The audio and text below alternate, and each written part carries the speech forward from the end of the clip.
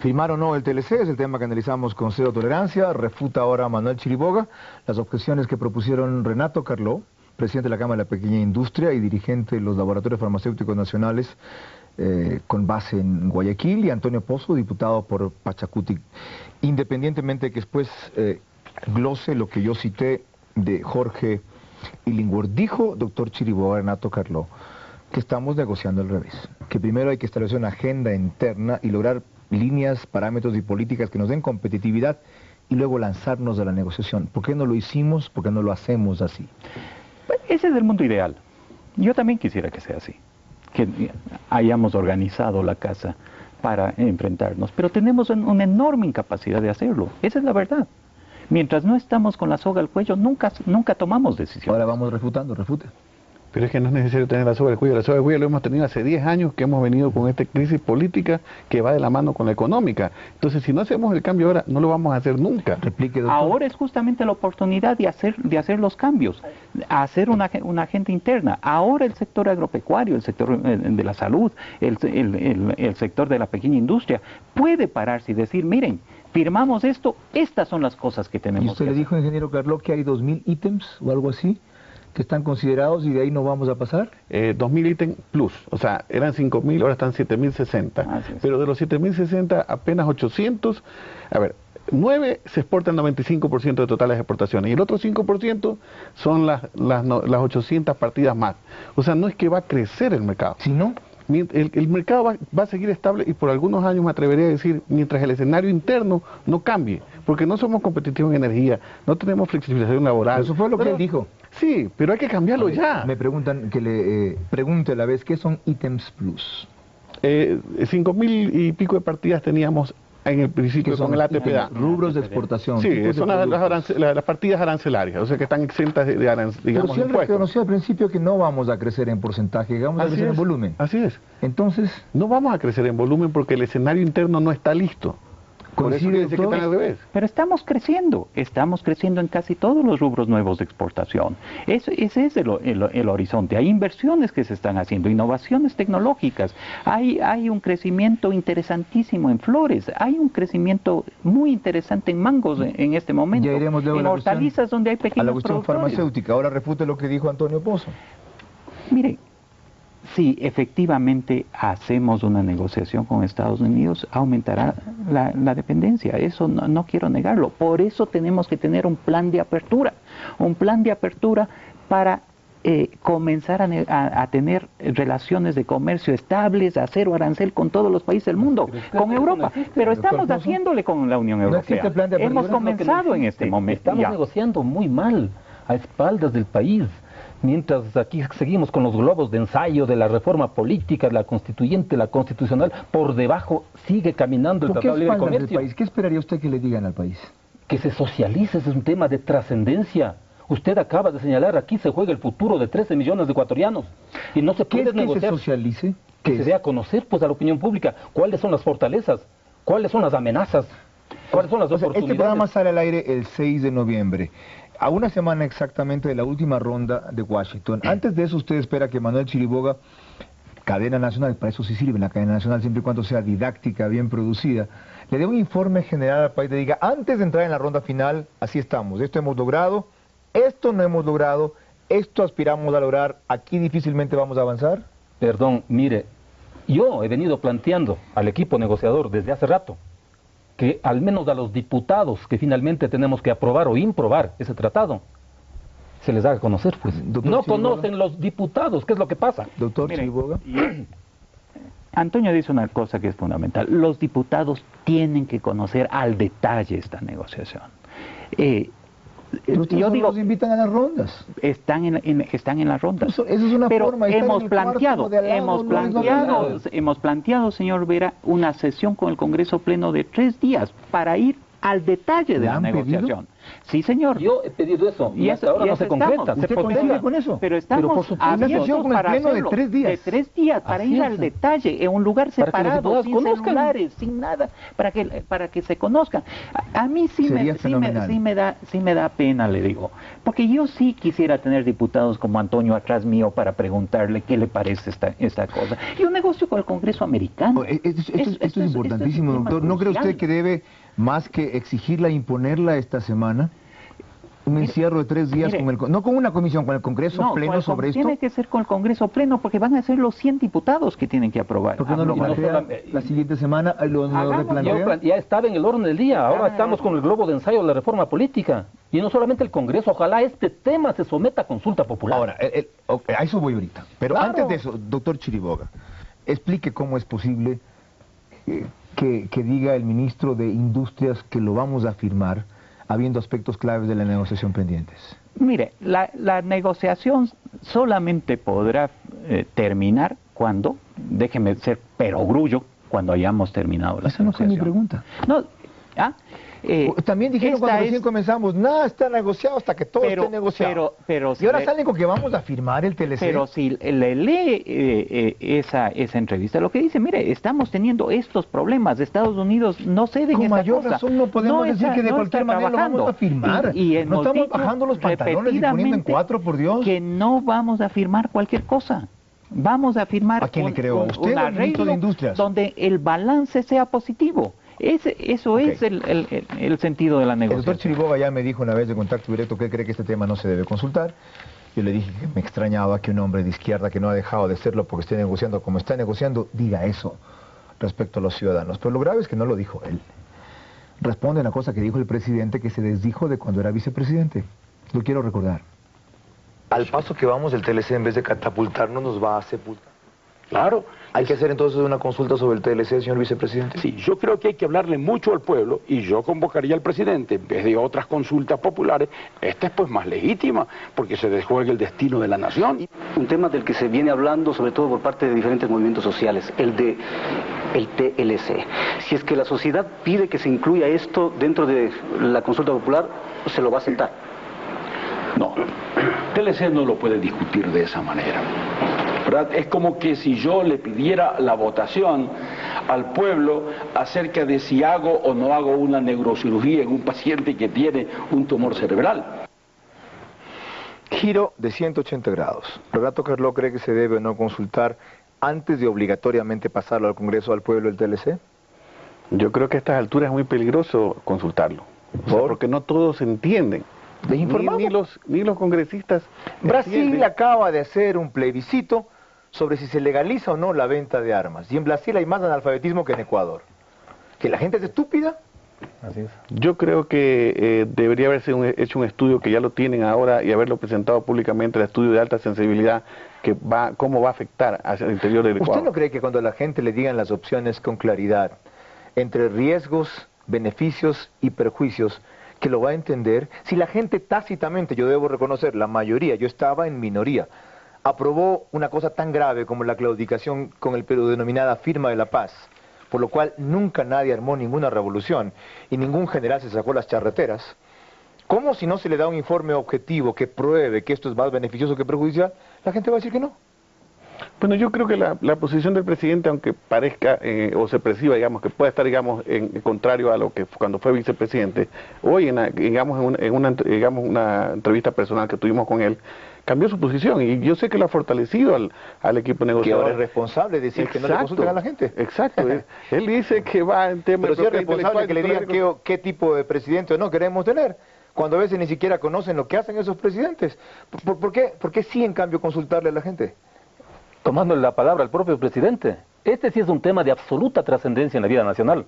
Y el artículo 104, numeral 2 de la Carta Política le permite al presidente consultar sobre estos temas de absoluta trascendencia. ¿Por qué no hacerlo? Usted ha dicho una gran verdad. ¿Acaso el pueblo es ignorante? El momento en que se produzca un llamado de esa naturaleza, va a haber un proceso profundo de educación política en nuestra gente. Pero Renato Carló ha dicho otra, que esto es peligroso porque ciertos dogmatismos o anti-norteamericanismos tienden a sobreponerse sobre los pragmatismos. No, más que eso, imagínense, el momento en que empecemos a discutir con los agricultores, ¿qué va a pasar con la soya? Que le vengan transgénicos, genéticamente modificados desde Estados Unidos a invadir el consumo interno, destruyendo a la industria, a la agricultura nacional. ¿Cree que el pequeño agricultor no va a entender esa temática? Este punto que es un transgénico. Transgénicos son productos genéticamente modificados. Que van a competir con nuestra soya. Pero por supuesto. Pero no tienen la misma... en cantidad y calidad. Ni cualidades. Pero además no sabemos las consecuencias. O equivalentes. Más baratos. ¿Quién sabe las consecuencias nefastas para la salud de eso? Pero también decía en esta entrevista que cité a Jorge Illingworth que ese proceso de información y rendición de cuentas va a existir después de que se culmine la negociación. ¿Por qué no hacerlo ahora, cuando estamos a punto de culminar, para que la gente tenga alguna incidencia en el proceso final, que es el crucial? Mire, si visita la página web del tratado, tenemos el informe hecho, el estudio sobre propiedad intelectual. No, yo sé. Usa computadora, medios electrónicos, come on. La élite del país. Pero no se crea, es más gente de la que uno... 14.000 personas diarias. Visite un Café Net en Otavalo o en Macas y vea cuánta gente está ahí. Son los mejores comerciantes del Pero de esos aprendo bastante. Ok, y son un ejemplo de competencia en este país, no han pedido favor a nadie. Son mis paisanos de Antonio Pozo. Embajadores en todo el mundo. Donde haya foros, donde haya reuniones, ahí estamos. Mi pregunta es: ¿por qué no informan antes? Antes de ir a la última ronda el 14 de noviembre, ¿por qué no hace usted un informe? Si el Congreso no recibe un informe ampliado al país, señores, aquí estamos, aquí queremos estar, estos son los obstáculos, los beneficios y los perjuicios. Esto podemos hacerlo perfectamente, no tengo ningún problema en hacerlo. Debo hacer eso, debo hacer esa cosa, hablarlo con tranquilidad, hablarlo con absoluta transparencia, porque no tengo, lo único que no quiero es dar una imagen de una negociación escondida y perdida, y ser realista en las cosas que podemos sacar y las que no se pueden sacar, y lograr eso. Lo único que no quiero... Pero finalmente, digamos, en esa pregunta, lo fundamental es la reunión con el Congreso Nacional. Ya. Ellos sí tienen que estar absolutamente claros. Yo creo que lo más importante es la información al país, porque el Congreso deberá ser, o pretende ser, o aspira a ser un representante del país o un espejo de él. Y cuando el Congreso vea, si es que ve que hay una presión enorme contra el TLC, a pesar de que crea que se debe firmar, seguramente no lo haga. Mientras que el Congreso cree, si el Congreso cree que hay una opinión favorable, mayoritaria o tendiente a crecer, sí lo haga. De paso, en algunos sondeos que se han hecho, la gente no es tan ignorante como creen, o tan estúpida como creen, y cerca de un 54% es favorable a las negociaciones, cerca de un 54%. Tengo que hacer aquí una segunda pausa. Volvemos con el tercer bloque para objeciones puntuales del sector farmacéutico que le preocupa, Renato Carló, y sobre el tema transgénicos y soya, como un ejemplo particular, cómo puede usted desvanecer las preocupaciones de Antonio Pozo. Más lo que dijo Alfredo Palacio la semana pasada respecto a las negociaciones del TLC y lo que dicen un sector de los ganaderos que están contra lo que está haciendo Manuel Chiriboga.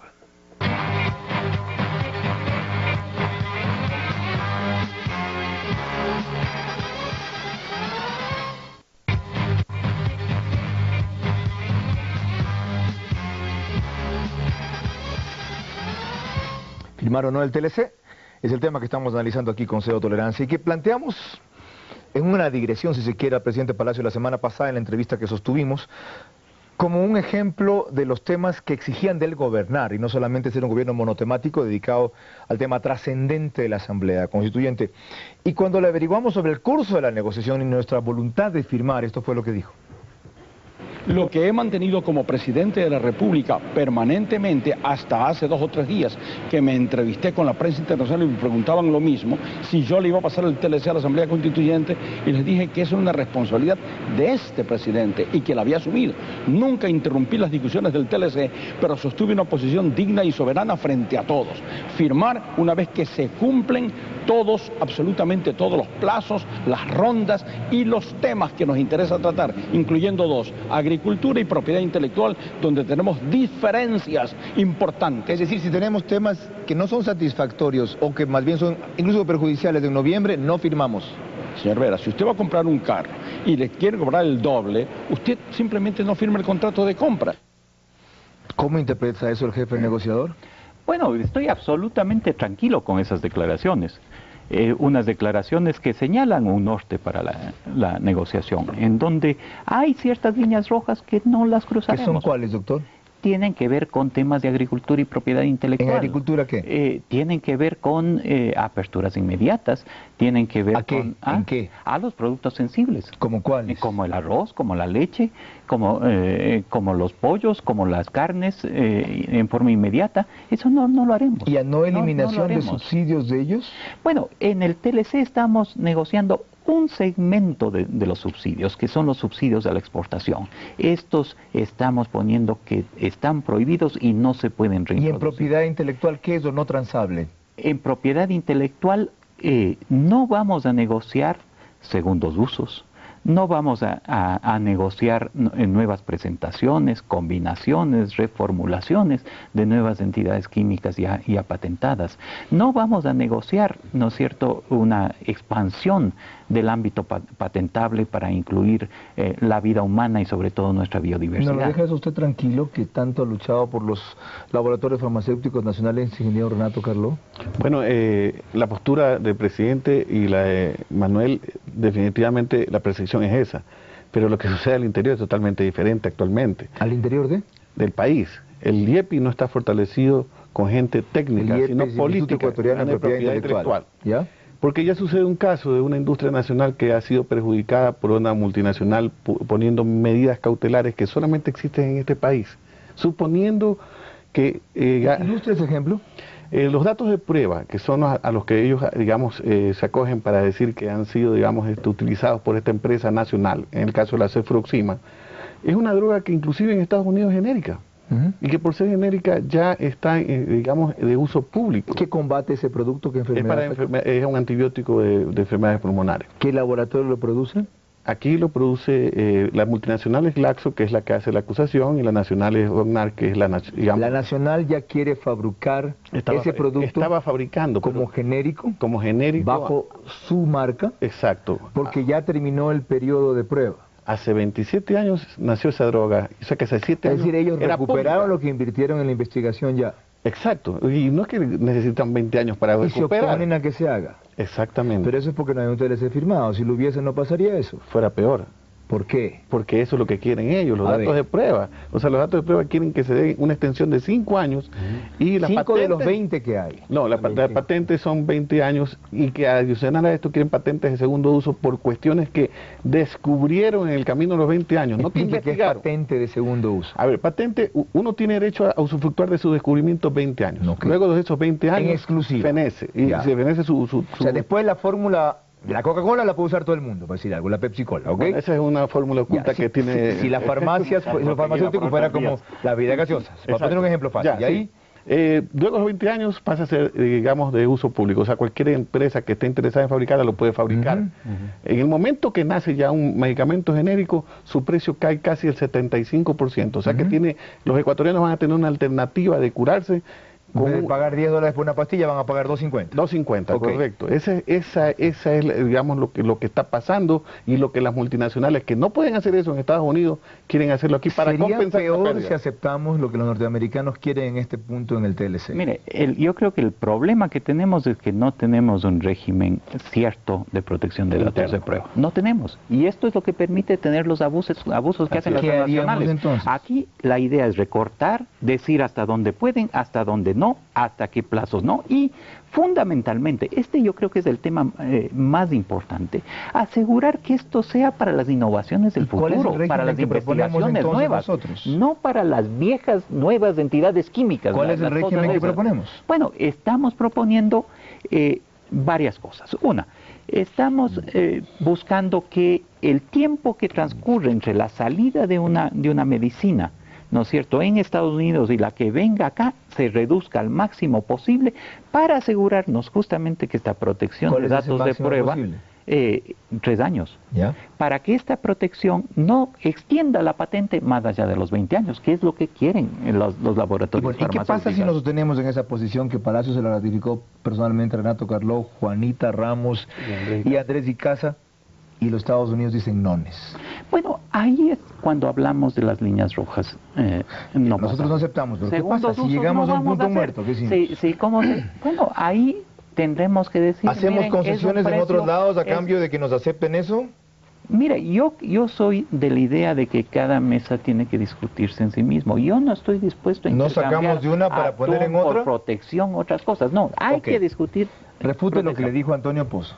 La soya va a venir a ser bombardeada y desechada con transgénicos. La soya, lamentablemente, importamos el equivalente de 11 meses este año. 11 meses de nuestras necesidades de consumo de pasta de soya vienen sin TLC y viene ya transgénica. Necesitamos generar una ley de semillas y eso es una responsabilidad del Congreso que limite esta cosa. Esto no es algo que vamos a conseguir. ¿Como producto de las negociaciones del TLC? Bueno, esa es una responsabilidad de agenda interna del Congreso Nacional. ¿Cuánto tiempo está esa ley en el Congreso? ¿Qué podemos nosotros hacer frente a la legislación norteamericana? Nada. Nada. Ellos subsidian los productos agrícolas en más de un 80%. Nuestra legislación, ¿cómo va a influir en la de ellos? Ellos gastan cerca de 200 a 300 millones diarios en sus subsidios. Pero por supuesto. Por eso digo negociación entre el gato y el ratón. Gracias a los subsidios que ellos hacen pueden hacer dumping con sus productos agrícolas de muchos mercados. Sí. Dumping es producir o vender a un nivel inferior al que los costos de producción tienen determinado bien. Y el desempleo. Supongamos que producir un banano costase 10 centavos, ellos lo venden a 5 con tal de invadir los mercados. ¿Y cómo va a generarse el desempleo? En la pequeña, en la mediana industria, en el pequeño agricultor. Serán 10.000, lo que estimó Manuel Chiriboga, versus los 50.000 o 100.000 que se van a crear. Pero no es lo único, imagínense, hay otros temas, por eso decía, a veces tenemos miedo a la consulta popular pensando que la ciudadanía es ignorante de estos temas. Hay temas tan sensibles que hay que hablarle con absoluta objetividad. Por ejemplo, el tema del IES. Nadie ha dicho esto. ¿Qué tiene que ver el Seguro Social con el TLC? Está incorporado en la mesa de servicios. ¿En qué sentido? Para pretender privatizar el fondo de pensiones. ¿Vía? Vía mesa de servicios, vía negociaciones del TLC. ¿Es verdad eso? No, pese a que esto sí debo una consulta popular en contra claramente, de eso. ¿No es cierto? Esto se trató en servicios financieros. Esto fue excluido por Ecuador. El tema de los fondos de pensiones y la privatización. Los colombianos lo excluyeron. Pero nosotros también hemos excluido esa Ahí está afuera, es una noticia, ¿qué más? Pero sí quisiéramos, pero esta es una discusión, ¿no es cierto?, que las compras del gobierno sí sean más abiertas y transparentes. Estas cosas sí vamos a ganar. Las compras de gobierno en el IES. De lo que yo conozco se está excluyendo el tema salud, más no el fondo de pensiones. Aclárelo otra vez. Es muy diferente. Todo lo que tiene que ver con público consagrado por la Constitución está excluida. Con otras objeciones, volvemos tras la tercera y última pausa que hacemos en este análisis del Consejo de Tolerancia respecto a firmar o no el Tratado de Libre Comercio. Escucharemos a un empresario ganadero que objeta el curso que han tomado las negociaciones.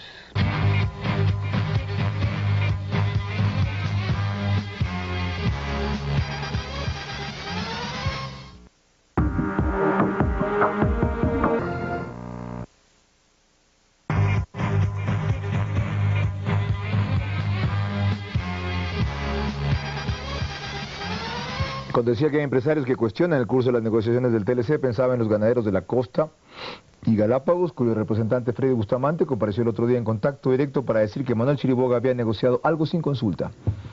Más que eso, que no correspondía a lo cual fue el acuerdo inicial, excluir a cárnicos y lácteos. Solo se excluiría lácteos con estas consecuencias.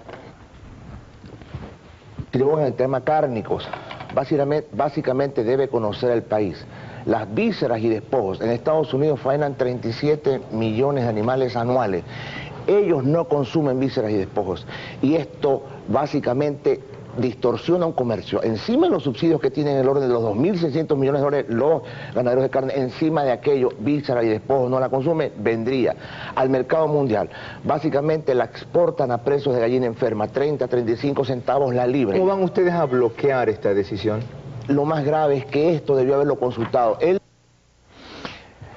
Decía él que van a hacer una movilización nacional en contra de esto. Tuvieron 7 días de espera y como compensación ustedes les han conseguido una asesoría técnica a los ganaderos para compensar el volumen de carne de los norteamericanos que nos vendría. A ver, el tema de carne es un tema de sensibilidad pero donde, ¿no es cierto?, el volumen del subsidio que da Estados Unidos respecto a su costo de exportación es extremadamente reducido. No es lo mismo leche que carne. Es 4% del precio de exportación. Mientras que a leche es 52%. Entonces, estamos hablando de otras dimensiones. La gran preocupación del sector ganadero. Carne en el Ecuador, especialmente en el litoral. Así es, y es una actividad indirectamente cerca de 50.000 personas. Con enorme potencial. Con enorme potencial productivo. Pero si ponemos el millón de todos, vamos a quedar en 300 millones de ecuatorianos. Los ganaderos emplean 1 millón, los bananeros 500.000, los avícolas 400.000. En este país habría pleno empleo si vamos por eso, ¿no? Sería bueno, y no, pero entonces no migraría. Pero el tema básico aquí es que ya en este momento tenemos en Ecuador un excedente de los despojos, de las vísceras, que es la mayor preocupación. Estas no tienen precio en el camal. Muy difícilmente Estados Unidos va a poder competir con nuestras vísceras. ¿Cómo se arregla todo eso? ¿Se compensa todo eso con una cooperación técnica que ofrecen a los ganaderos? El tema fundamental es una agenda interna para el sector ganadero. Es la necesidad de que terminen con los flagelos que tienen, que hagan un plan serio de eliminación de la aftosa. Por ejemplo. ¿Cuánto tiempo han tenido para todo hacer lo que le esa resta cosa? Competitividad. Eso, porque es un producto donde podemos terminar exportando, como exportan muchos países. Chile en este momento consume carne de Argentina que tiene aftosa y le vende a Estados Unidos su carne. A propósito de aftosa del Ministerio de Agricultura, enseguida un reportaje sobre el claroscuro que este problema significa, porque está contra Manuel Chiriboga, el ministro de Agricultura, Pablo Rizo, que dice que apoya a quien escuchamos. Freddy Bustamante. Los ganaderos rechazan la posición del país en las negociaciones del Tratado de Libre Comercio, pues no se excluirá de aranceles a la carne. No tenemos cómo competir con los Estados Unidos, pues no tenemos transferencia de tecnología, tenemos aftosa, ¿cómo competimos en esas condiciones? Así que la resolución del Congreso de Ganaderos fue terminante. Y si en el lapso de 7 días, señor ministro, no cambia esa actitud, si no se depone esa actitud, el país se paralizará. Todos los ganaderos del país botaremos nuestros ganados a la carretera. El ministro aceptó la advertencia. Se puso la camiseta de los ganaderos. Yo estaba en el exterior, regresaba hace 48 horas al país y me he encontrado con esta situación que lamento en principio, pero convoqué el día martes al sector de negociadores en la casa de Manuel Chiriboga para hablar directamente con él y con el sector ganadero y aclarar esto. ¿Y quedaron en qué, doctor Chiriboga? Nos hemos reunido, he expuesto mis razones de por qué no puede haber una exclusión, pero hemos quedado en varias cosas. En una agenda interna de apoyo al sector ganadero. ¿No habrá el paro? Que esto es fundamental. Y he hablado con todos los sectores, he hablado con el señor Bustamante, he hablado, pues claro que sí. Pues claro que sí, pero esto solamente, la cooperación técnica debe ser un pequeño porcentaje del esfuerzo nacional que tenemos que hacer sobre un sector que es extremadamente Tiempo de concluir. Díganos qué tenemos que hacer para que el TLC no resulte perjudicial, ingeniero Renato Carló. Creo que hemos coincidido, por lo menos lo que estamos aquí, en la cuestión de la agenda interna. Definitivamente la agenda interna es importante para todos los sectores. Todos son importantes, los sectores exportadores. ¿Quién la propicia? Nosotros mismos. ¿No fue eso lo que hizo Joyce de Ginata, su antecesora? Se pasó 2 años definiendo una agenda interna, fomentando competitividad, impulsando políticas. No hay solamente hay 2 agendas de competitividad. Ya habían hecho otra anteriormente. Y se han hecho... hay que aplicarla. Exactamente. ¿De quién depende aplicarla? Hay que ejecutarla por parte del gobierno de turno. Hay un secretario de la producción que es Joaquín Ceballos, que es un empresario eficiente. Sí, pero no lo ha hecho todavía. ¿Por qué? Porque así funcionan todas las cosas. Son sus colegas. Así es. En la cámara, aparte de eso, solamente en el tema de pymes, yo presenté a través, cuando yo fui presidente de la federación, una ley que está durmiendo 2 años.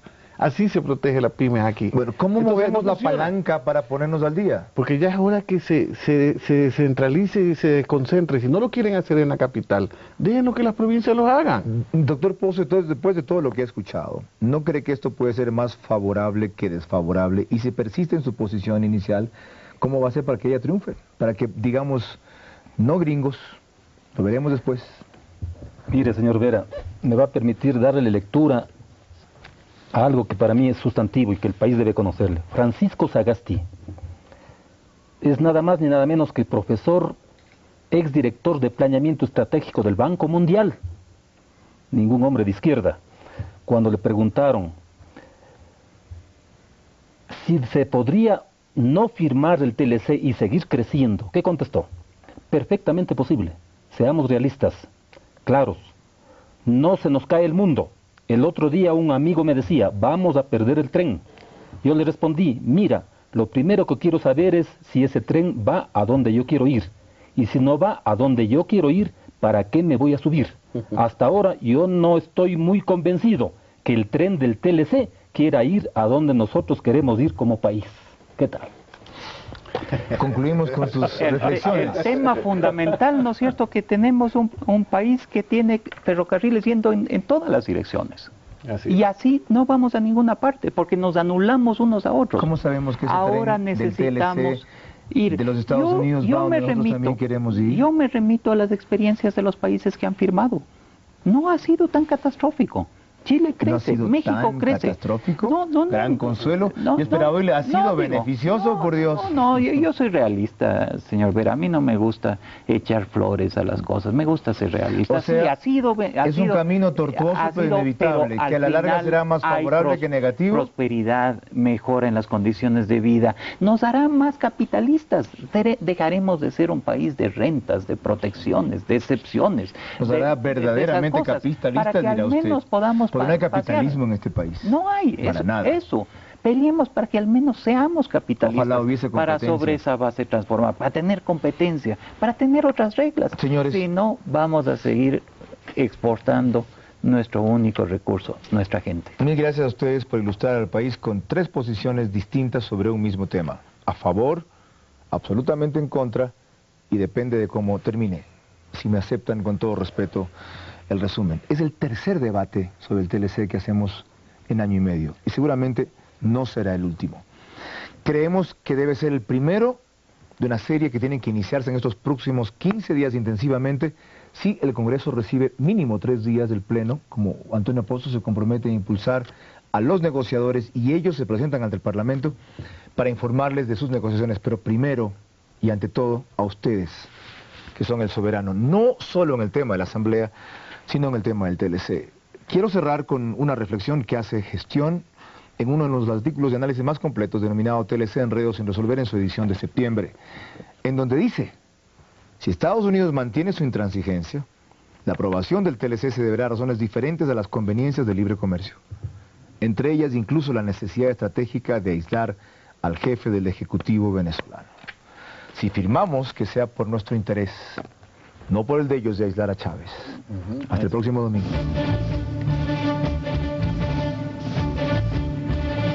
Ecuavisa y CB TV, productora de televisión, presentaron Cero Tolerancia con